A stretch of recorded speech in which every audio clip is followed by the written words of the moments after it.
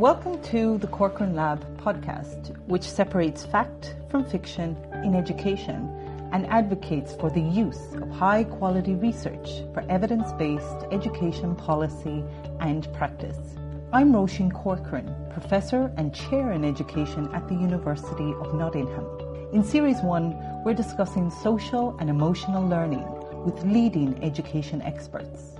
We're also taking time to reflect on its value and importance at a time when many schools around the world are closed because of COVID-19.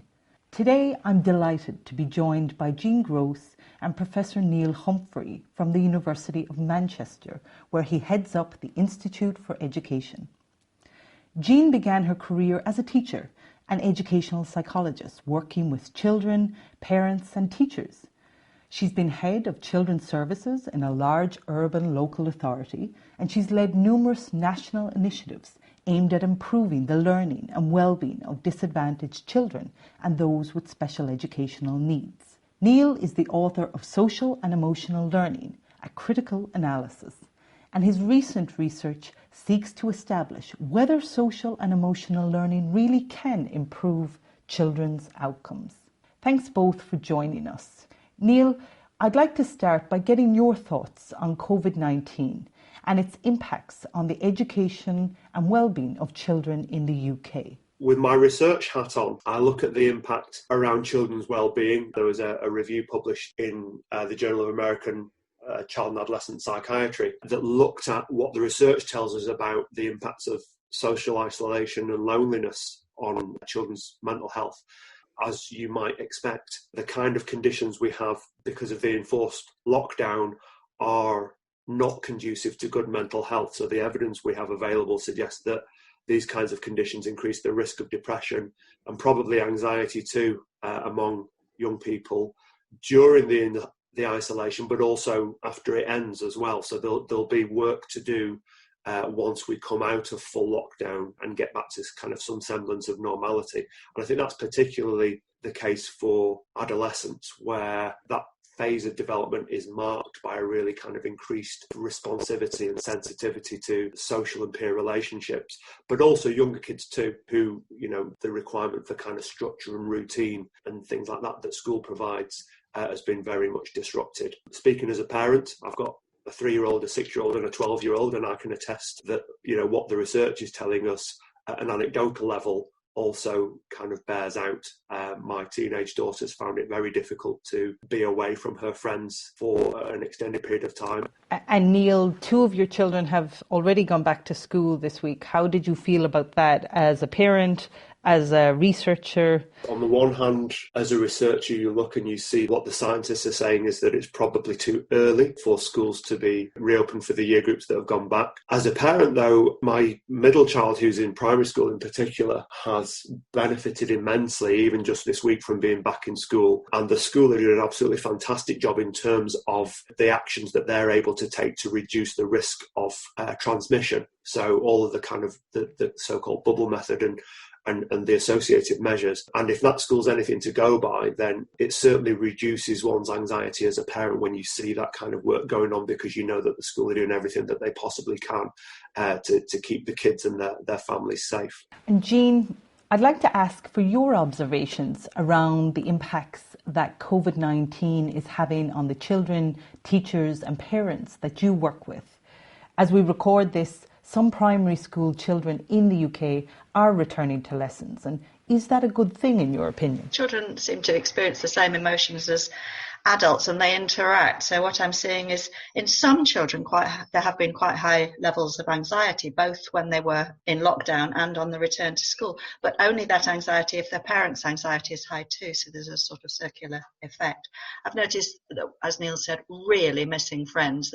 I've had daily contact with a group of 10 to 11-year-olds because I've been teaching them on Zoom daily. And what's come from that is that absolute longing to be with others. And their sense of belonging has been disrupted. in cell terms, I think it poses huge demands, the lockdown, on their self-awareness and their self-management, their self-regulation of emotions. They've had to deal with boredom, frustration. They've had to manage procrastination when they're supposed to work remotely on tasks with no teacher there. How do they get themselves motivated? And I think all of us, adults, teachers particularly, have experienced this loss of sense of control, that they can't determine events, and that leads to anxiety. But on the other hand, I do want to say it's not all negative for many children. They have really benefited emotionally from increased family time. Some of them have made remote contacts regularly via phone chats with people they love who are far away, who they might not have done before the lockdown, both family, friends and relatives. And then there are children for whom school social life can be cruel, and some children have felt better when not exposed to that.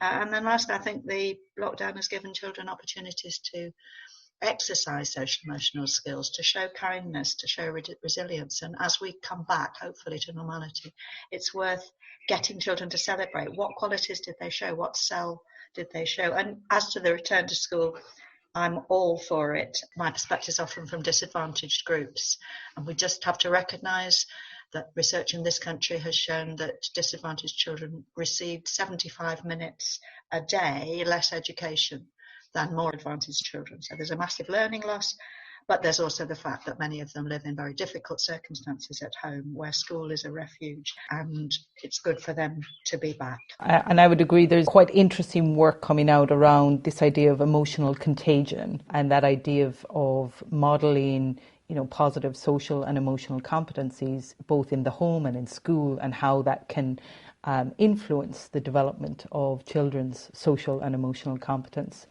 And I think you've picked up on a very important point there around learning loss and the impact that school closures is likely going to have, particularly children from disadvantaged backgrounds, vulnerable children. Let's put COVID-19 to one side for now and just, dig into this whole idea of social and emotional learning. Neil, you're doing some rigorous randomized controlled trials to try to determine whether social and emotional learning really makes a difference to how well children do at school. Can you talk us through what you have been doing and what you found? We've done a very large randomised trial of the Promoting Alternative Thinking Strategies programme, which is an American SEL universal intervention. We've done a whole range of other trials as well, including very recently a trial of a targeted approach called Bounce Back, which is not a pure SEL intervention, but draws on kind of SEL principles. And we've done other work as well around things like the good behaviour game and other kind of preventive school-based interventions that have SEL elements to them. At the kind of main effect level, where we analyse data for all children irrespective of who they are and the amount of the intervention they received, we found fewer and smaller effects than probably trials historically have for the same interventions. So PATH's being a really good example. We found a small effect on children's well-being, and we found a small effect on children's social and emotional skills. We've not always been able to replicate the quite impressive effects of trials elsewhere in the world. As we started to kind of dig into our data, we've got some really interesting findings that I think have real practical utility. We know that when teachers are asked to implement SEL and other interventions, it's going to be variable in terms of how much they implement, how well they implement it, and so on. Where these interventions are delivered well, they actually do produce quite powerful effects on the kinds of outcomes that I mentioned. Where they're not delivered as well or as frequently, the effects are not there. The difference in some of the work that we've been doing compared to other work on implementation, particularly recently, has been the use of more rigorous analytical methods. So we've started to use an approach called CASE, which is Complier Average Causal Effect Estimation. And that's really changed things for us, because that allows causal inference in a way that the usual kind of approaches taken to establish whether implementation is important don't allow. So that's been a significant advancement for us. The other key things that we've found are around the issue of who actually benefits, depending on the particular outcome, whether it's social skills or mental health or academic attainment. Again, intuitively, we can't expect all children to respond and to benefit in the same way. One example being in the PATHS study that we found was particular benefits for children who at baseline already had kind of emergent difficulties, so they would be considered at risk. We started to look then at different ways of thinking about how we can take a whole school population and kind of consider different subgroups that might benefit more or less from a given intervention. And then the final thing, I suppose, in terms of findings is the timing of effects, particularly then related to that, how we actually analyse that. We published a paper last year in Prevention Science where we looked at the good behaviour game and its effects on academic attainment. And when we look at main effects, nothing there. When we look at follow-up after a year, nothing there. But then when we look at implementation as a driver of effects, we actually do find small effects on attainment a year after the intervention. And what that's kind of taught us is that we need to think clearly about when we can expect to see effects. So particularly with SEL, it might be unrealistic to expect effects on attainment immediately after the intervention has been delivered. We might actually be better looking a year, 2 years, or even more down the line. How have the findings from your work fed into policy in the UK? This is a challenge. Policy in the UK has an interesting relationship, shall we say, with researchers in the field, where if what you're finding aligns with policymakers' kind of pre-existing beliefs, then you tend to be listened to. If what you're finding doesn't fit with policymakers' pre-existing beliefs, it's much more difficult to get traction. But we've got a good relationship with colleagues in the Department for Education, and particularly colleagues in the DFE who are working in the kind of mental health space. And so we've got some inroads there. But then also outside of immediate policy, our opportunity to kind of impact the field has been through, for example, working with the Royal Foundation on their Mentally Healthy Schools initiative. So some of the findings from the PATHS and the Good Behaviour Game and other studies kind of have fed through and influenced the recommendations on the Mentally Healthy Schools website. And then finally, we've also been working with colleagues at the DFE to talk to them about the guidance that they give schools in terms of assessment and monitoring of these kinds of outcomes of social and emotional and mental health outcomes. And that will feed through in guidance that I think, COVID-19 notwithstanding, hopefully guidance that was planned to be published will be published at some point this year once we get closer to some semblance of normality. Okay, so some really, I think, important points there you're mentioning, around the quality of implementation, or what's sometimes called the fidelity of implementation, thinking about differential impacts of social and emotional learning interventions for different groups, and particularly at-risk subgroups, and thinking about, the longer-term impacts. So when we're designing these kinds of studies, what might be the kind of more proximal outcomes that we might think about, and then more distal outcomes or longer-term impacts. I think a lot of this kind of comes back to making sure that these studies are well conceptualized. We think about high quality design, the underlying theory of action or theory of change that's informing these interventions, how we make sure that there is high quality implementation and rigorous evaluation. Neil, as you know, my team and I, we published a systematic review and a meta-analysis of school-based social and emotional learning programs for improving academic achievement. And the purpose of that synthesis project was to review research on social and emotional learning interventions. And what we found overall, there was a great disparity in the quality of the studies that we were finding. There were some, I would say not nearly enough, high quality randomized controlled trials, but there were many, many more, which were what I would call poorly conceptualized randomized controlled trial studies. There were many studies that just did not put in place a rigorous evaluation. We found lots of theoretical only and non-scientific studies. So what's changing in terms of SEL or social and emotional learning research in the UK? And what's your assessment of the quality of education research generally being conducted in the UK? I think the major shift that we've seen over the last few years is the kind of growth in the use of randomised trials. And over the last decade, what we've seen is they've become much more kind of mainstream in the education research community. That's partly because of the influence of people like the Education Endowment Foundation, but also funders like the National Institute for Health Research, who have started to fund much more kind of school-based research and many more school-based trials. So, for example, our PATH trial that I mentioned was part funded by NIHR and part funded by the EEF. So we've kind of that's been a major shift, and so we're seeing more trials of all kinds of education interventions, including SEL ones.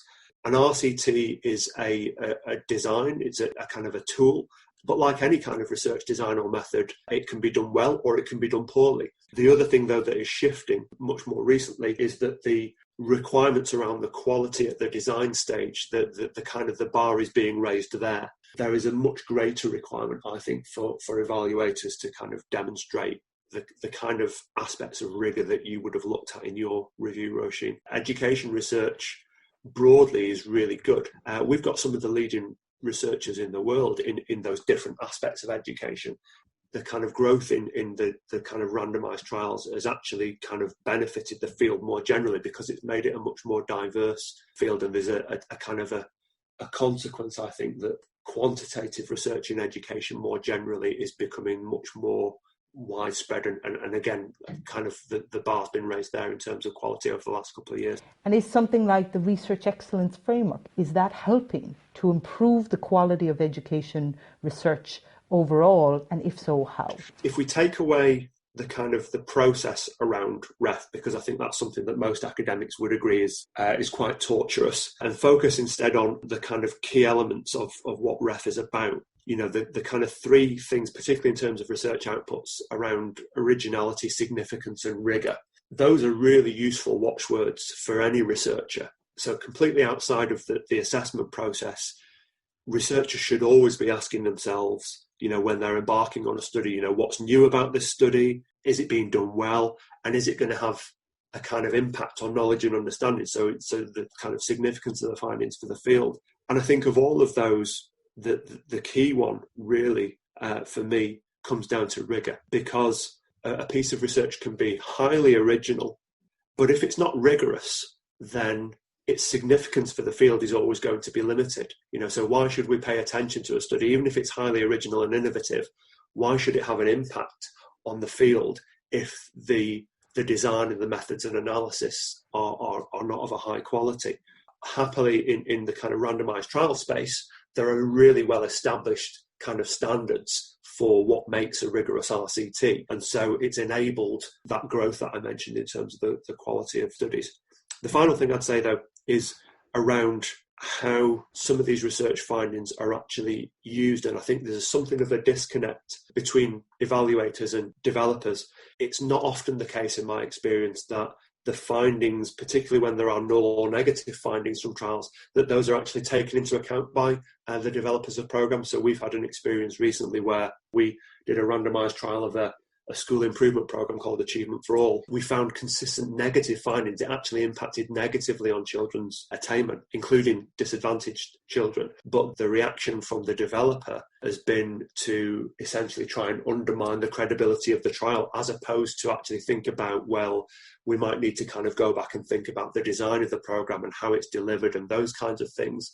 So we need a stronger relationship, I think, between developers and evaluators in order to keep improving the programs as well as the actual research that looks at them. And I think it may be helpful to use an analogy just to help people to understand this. So in medicine, for example, you know, would you take a drug that a pharmaceutical company develops when that same company tests the effectiveness of that drug? There may be a conflict of interest if that same company stands to profit as a result of the findings. And so that's why in fields like medicine, in education, it is best practice to always have an independent evaluator that is conducting those key aspects of the study, of the evaluation, independently of the program developer. The independent evaluator should not have a current affiliation, which is the same organization as the program developer.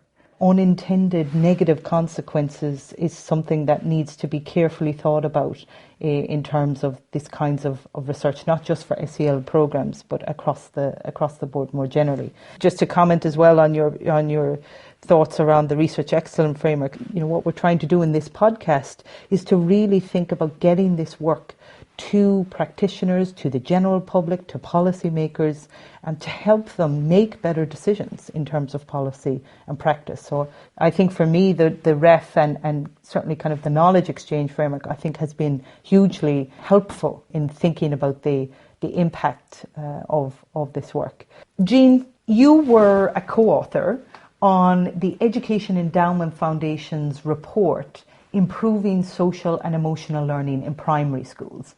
And one of the recommendations in that report, which was very interesting, said, adopting an evidence-based program is likely to be a better bet than developing your own from scratch. And I agree. In fact, I think we must stop providing teachers general principles that are supported by research, because teachers end up just looking at their own current practice and using the principles as a way to validate their own practices rather than as a way to move current practice forward. But can you talk to us about that recommendation and why it was important? It was important because obviously a tested program with evidence is it's a better bang for your bucks. It's more likely to impact schools. You have to recognise schools put a lot of time, effort and money into impacting new things, and you don't want to waste that. The programs, if you adopt a program, it does what I call the sequencing for you. A key feature of what's not going well in some schools I see is that their work on social emotional learning happens but in a rather random way. So you might see 11-year-old, 12-year-olds still working on using emotion language, using very simple vocabulary that they probably should have worked on or already know when they were 5. There isn't this sequence of how do you take a particular area of cell learning and say, what does that look like for a 5-year-old, a 7-year-old, a 10-year-old, a 12-year-old, 14-year-old. And if you don't have that sequence in place, then you are being a little random. So programs do that sequencing for you.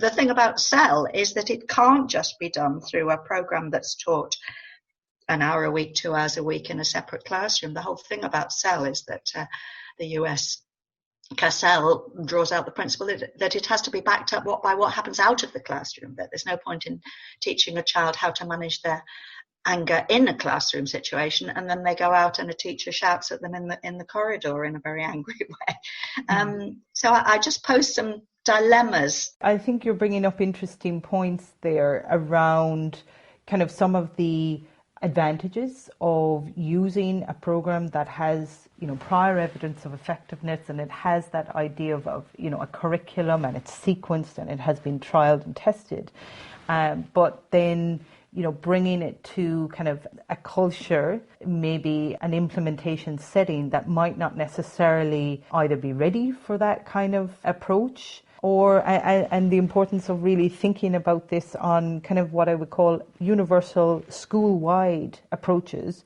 But you may also need more targeted curricula. And I tend to agree with you, Jean. And we're working on the third meta-analysis at the minute, and we're thinking about some of the blind spots in some of the current SEL research, and whether you may need to combine some of these universal approaches with more targeted types of interventions for some of those groups that Neil is talking about. Some of these more kind of at-risk groups, special education needs and those kinds of things. So, Jean, I just want to pick up another kind of broader topic with you, and that is, traditionally, I suppose, education has been highly theoretical. For far too long, education practice and policy has been driven by theory that really has never been proven, and what I would call blue skies thinking that does not work in practice. But there really is a beginning, I would say, towards taking scientific evidence seriously in education to help educators and policymakers make better decisions to improve the lives of children. And education is now both a theoretical and an empirical discipline. It is absolutely becoming more and more evidence-based. In that Education Endowment Foundation report, another recommendation that was made was to continue monitoring implementation and evaluating the impact of approaches. So how, Jean, would you say that we can continue on this trajectory towards evidence-based education that is conducting these high-quality research to evaluate the effectiveness of intervention approaches? I think there are a different use of terms of monitoring, evaluation, and we just need to be clear what the EF report was talking about and what the terms mean. So I think in education terms, monitoring means a school does something and then it makes sure that it's happening. The monitoring is, are people doing what they're supposed to be doing? This is about fidelity. And so a key recommendation is that whatever the school does, they need to make sure it is happening and that people are trained and so on. Second is evaluation. Now, at school level, often this means that the school should say, all right, we're going to adopt a new intervention, a new program. In broad terms, we want this to have the following outcomes. For example, we want to reduce our exclusions from school, or we want to increase attendance, or we want to reduce behaviour referrals. And then they would, in very broad terms, without any sort of control group, over time evaluate the impact of as they see it, of introducing that intervention on those broad measures. And that's something schools are expected to do all the time. It is not research, it is not proper evaluation, but there is a growing trend for schools to do their own mini research studies. So both the Education Endowment Foundation and another influential body who are pushing research-based approaches in this country is the Early Intervention Foundation. Both of those bodies have produced guides for practitioners and schools as to how they can trial a new approach, make sure they have some sort of control group, usually a quasi-experimental. It's quite difficult so you might say one class would do this new approach and a parallel age group class in the same age group would not do it, and that then a measurement of differential outcomes. So teachers as their own researchers is growing. The EEF run a network of research schools across the country. So these are schools who their focus is to read the research, to find out what works, and then to offer seminars and training and leadership to schools around them. But of course, the big thing is funding for proper trials, and the EEF has been the biggest funder of education trials in this country over recent years. And the EF has helped schools want to take part in trials. And of course, for many of them, that if they're randomly allocated, they don't end up doing anything, and yet they still have to put in the work for the baseline measures and the measures and all that. So it's not an easy ask for busy schools, but there is a great willingness to take part if we can have a continued funding stream and continued bodies that lead that with universities that bridge it. So I think the EF and the EIF bridge that gap between the schools and the academic bodies, the universities that do the research. And Neil, earlier this year, so I was appointed to the UK government's Cross-Whitehall Whatworks Trial Advice Panel. And this work involves providing expert advice to the Cabinet Office, government departments, the NHS and other public sector organisations on the design and implementation of randomised controlled trials and quasi-experimental designs across government. And it's been a wonderful opportunity, and it's clear education is changing. There is a collective appetite to mobilise scientific research and evidence to improve education and support vulnerable children. But this is going to require a radical plan to change how and what we teach in schools of education in universities for the next generation. A requirement that funding agencies, as Jean just mentioned, double down on funding high-quality scientific experimental research in education, and networks of schools that are using proven approaches to improve teaching and learning. How can we continue to move that agenda forward? Well, I think there's a few ways that we can do that. I think you're right in highlighting that actually this agenda is already kind of gathering pace.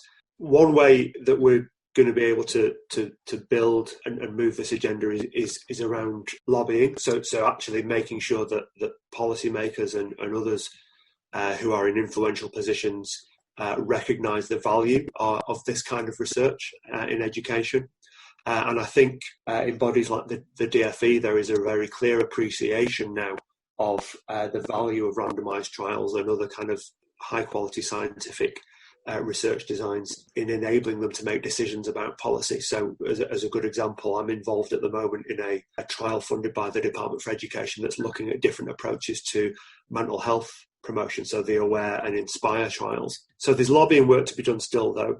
I think there's also work to be done within the education academic community to dispel some of the myths around RCTs. So quite often when I hear colleagues who are critical of the use of RCTs in randomised trials in education, a lot of the critique comes from, in my view, a lack of understanding of what purpose trials serve, what they can and can't do, and so on, and a misplaced belief that people who use trials effectively are seeking to replace other types of research, and I think that's not the case, and it never has been. So there will always be a place for the whole spectrum of educational research. It's just that RCTs do a particularly good job in a particular area of education when we're interested in the efficacy of an intervention. So dispelling some of the myths about RCTs is important, but then I think also we have to demonstrate the utility and the potential impact that can come from conducting randomised trials. And a really good example for me, we've been doing some work as part of the Head Start project that's funded by the National Lottery Community Fund. And within that project, which is about a whole range of approaches to improving children's mental health, we've been doing quasi-experimental and randomised trials in one of the areas that's funded by Head Start. So in Newham, we've done 3 summative studies for them, 2 RCTs and 1 quasi-experimental study of different interventions they were using. And what we've been able to do there is provide them with really high-quality evidence that the different things that they're offering to support vulnerable children are having an impact, or if they're not, why they're not. That's had direct impact on the ground then, because it's meant that they can make evidence-informed decisions about whether to carry on with interventions, whether to scale them up, whether to adapt and change them as necessary. And so case studies like that, I think, really show the potential power of these kinds of designs in terms of informing provision on the ground. Yeah, I think you've again hit off a number of good points there. The importance of lobbying, improving the understanding of RCTs, and certainly I think to the broader public, but in universities. And I suppose some of the ways we've been doing that at Nottingham, I certainly teach across a number of our programs here, our PhD, our EdD programs, and the response from students is just incredible. They really want to learn about these methods. They understand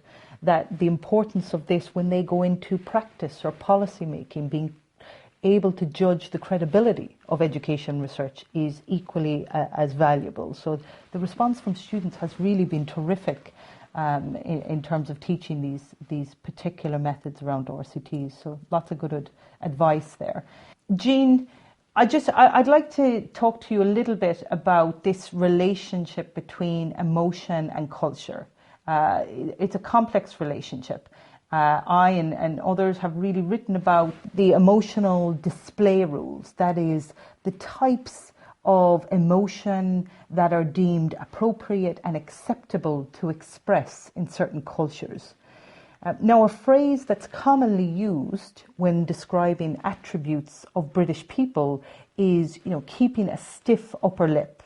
That is, remaining resolute and remaining unemotional when faced with real adversity.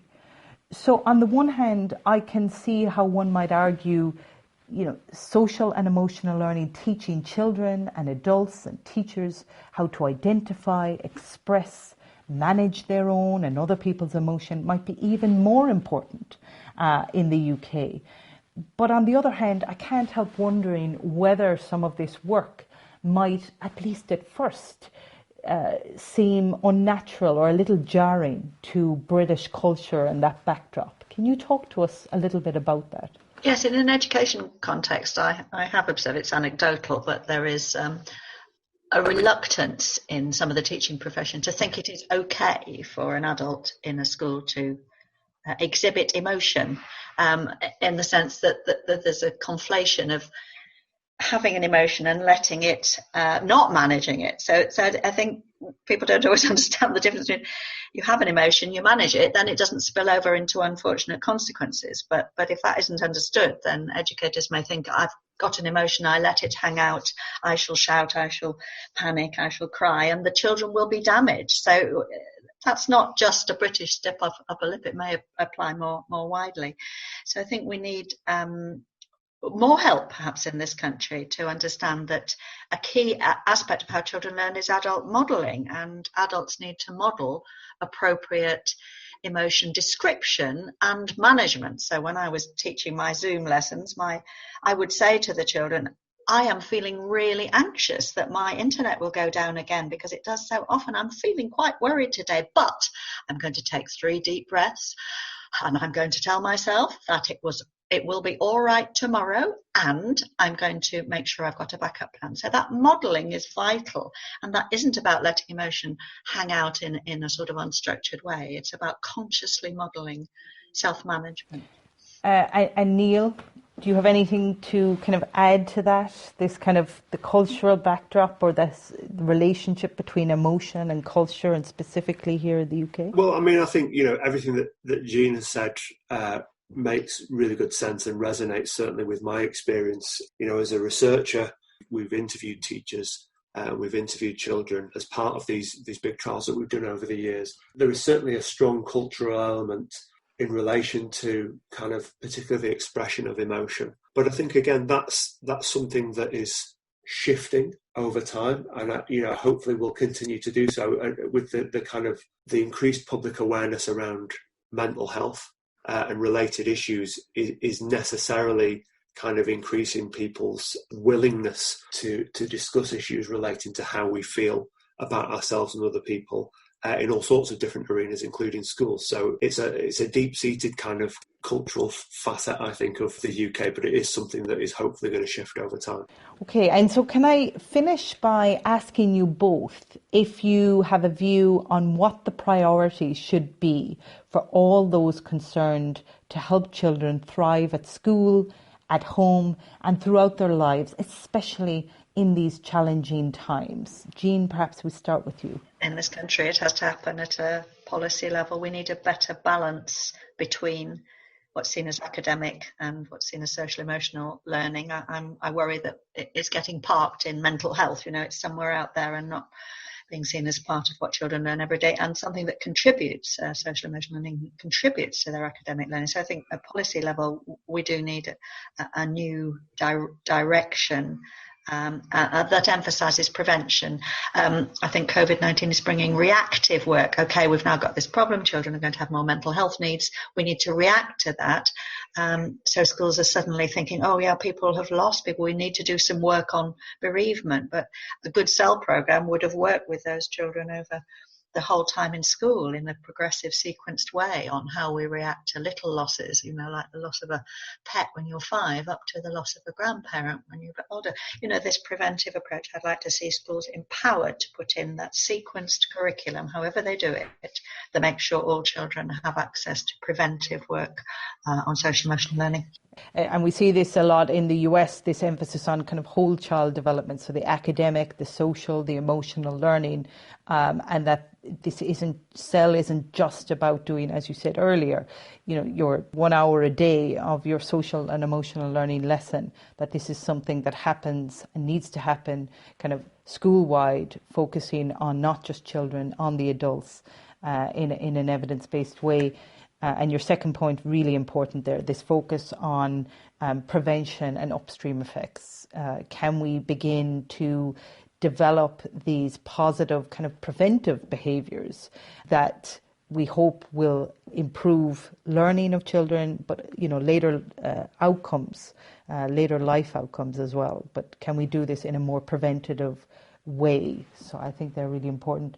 Neil? I completely agree. The prevention is so important, and schools, I think, need to be incentivised and enabled to engage in that kind of work without essentially the kind of almost the feelings of guilt about, well, the way that policy tends to influence schools' practice is there's such a strong emphasis around attainment and kind of traditional indicators of educational outcomes, that schools feel, well, actually, if we're not doing something that is explicitly about academic learning, then that's time wasted. And in fact, that's the message they've had from successive governments in recent history.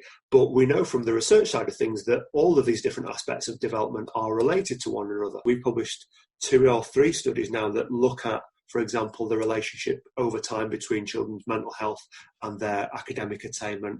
We also know that kids' social skills are related to how well they do in school. So all these things are kind of densely interconnected. And any work that's done in a preventive sense around social emotional learning, is going to have that double effect where it's improving the kind of proximal outcomes around social and emotional skills, but later down the line may well also feed into improvements in children's academic attainment. But that needs, as Jean said, that needs to come from the policy level. The government needs to be much more explicit about giving equal parity to these kind of social emotional well-being domains and the kind of traditional academic side of schooling. Okay, well, thank you so much, Jean and Neil, for all those insights. All that remains is for me to thank you very much indeed for being our guests today on this episode of the Corcoran Lab Podcast. Roisin Corcoran was talking with Neil Humphrey and Jean Gross for this episode of the Corcoran Lab Podcast, which was produced by Chris Garrington. You can find out more about the work of the Corcoran Lab at www.corcoranlab.org. Don't forget to subscribe to our podcast to get forthcoming episodes as soon as they're released, and do join in the conversation with Roisin on Twitter at Dr. R. Corcoran. Our podcast is funded by the Economic and Social Research Council. Opinions and recommendations are those of the guests and not necessarily the funder.